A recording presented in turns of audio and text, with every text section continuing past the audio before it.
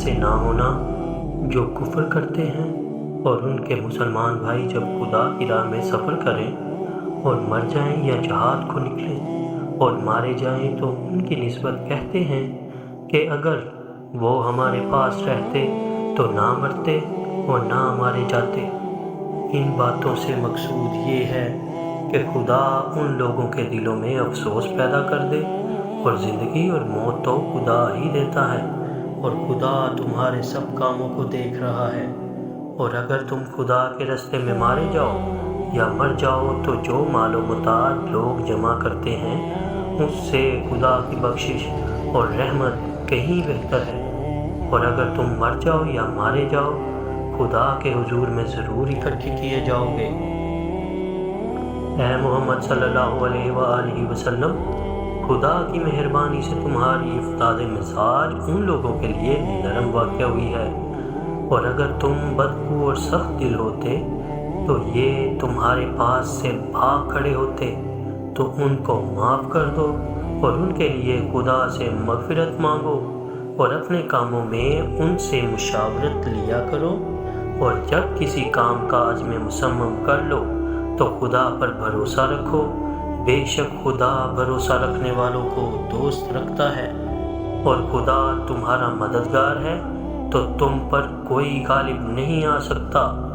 اور اگر وہ تمہیں چھوڑ دے تو پھر کون ہے کہ تمہاری مدد کرے۔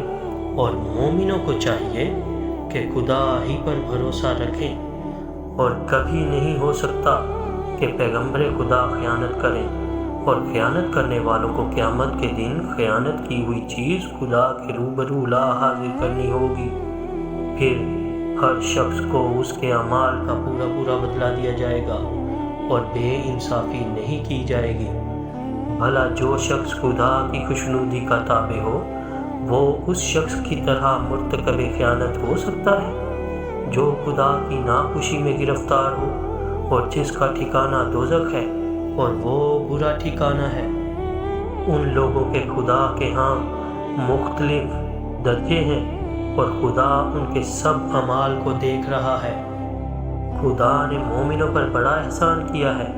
کہ انہی میں سے ایک پیغمبر بھیجے جو ان کو خدا کی آیتیں پڑھ کر سناتے اور ان کو پاک کرتے اور خدا کی کتاب اور دانائی سکھاتے ہیں، اور پہلے تو یہ لوگ صریح گمراہی میں تھے۔ بھلا یہ کیا بات ہے کہ جب احد کے دن کافر کے ہاتھ سے تم پر مصیبت واقع ہوئی، حالانکہ جنگ بدر میں اس سے دو چند مصیبت تمہارے ہاتھ سے ان پر پڑ چکی ہے، تو تم چلا اٹھے کہ ہائے آفت ہم پر کہاں سے آ پڑی۔ کہہ دو کہ یہ تمہاری ہی شامت اعمال ہے کہ تم نے پیغمبر کے حکم کے خلاف کیا، بے شک خدا ہر چیز پر قادر ہے۔ اور جو مصیبت تم پر دونوں جماعتوں کے مقابلے کے دن واقع ہوئی